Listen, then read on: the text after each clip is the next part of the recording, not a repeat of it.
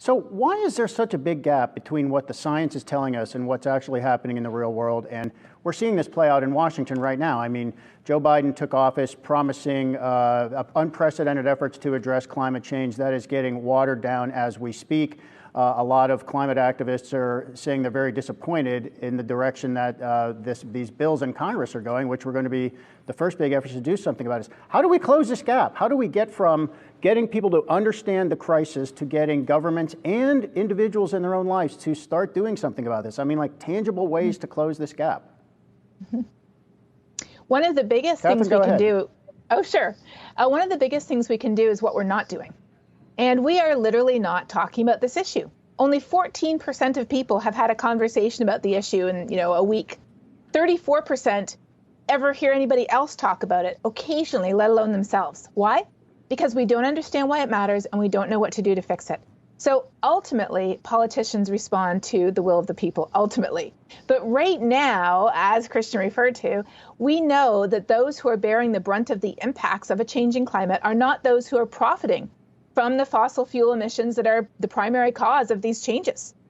And so until people realize and mobilize and use their voice to advocate for action, to say, this matters to every single one of us, no matter where we live, it's affecting us here today, that's what we need to get the will to fix this thing.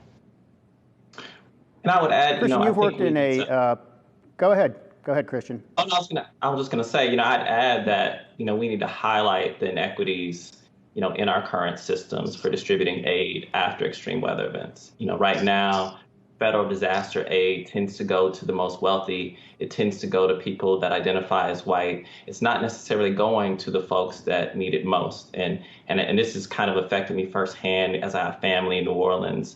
As I originally grew up in Houston, actually, a lot of this allocation of aid is based on cost-benefit calculations that are meant to minimize taxpayer risk, but this can actually allow rich people to get richer and poor people to stay poor, and really low-income folks are going to come back after disaster in a different way than wealthy folks. So I think we need to highlight some of these inequalities around wealth and equity, and I think that could bring more attention to climate action. Let me ask you both this question. Christian, to you first, since you mentioned New Orleans. Do we need to get into a situation where we are forcing people to move? People just live in places that cannot be defended against climate change, such as some of the low-lying areas in southern Louisiana. How do we even start that? Christian, go ahead. Well, I've been encouraging my family in New Orleans to move for many years, but like many people, they're attached to their communities, they're attached to their homes, they're really invested, in staying where they are.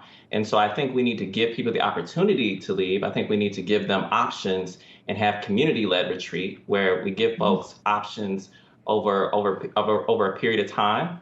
And maybe in 10 years, they're not ready to move, but maybe in 20 years, they may be. We do need to back away from the coast and overall. And I think what we need to do is actually proactively set up areas with affordable housing before the real estate market catches up and kind of fully understands the risk on the coast. Too many human beings live on the coast right now. We're exposed to just exorbitant amounts of climate risk. And so, yes, we do need to retreat, but we need to give communities options in terms of how that strategic relocation happens. Katharine, what do you think about this idea of the cost of defending against climate change in communities where people have roots? Is it worth the cost? Well, I think that Christian really pointed out that it is about communities, and we see many Native American tribes already today, from Louisiana to Alaska, looking at community-managed retreats. So how can we relocate not a single home or a single family, but our entire community, because that is part of our identity, that is our home. And that is increasingly an uncomfortable conversation that we are going to have more and more, because around the world, 700 million people, including 2/3 of the world's largest cities, are in the low elevation coastal zone. And sea level now is rising twice as fast as it was 25 years ago. We are all at risk. And we know that cutting emissions is absolutely essential to avoid the even more dangerous impacts if we don't.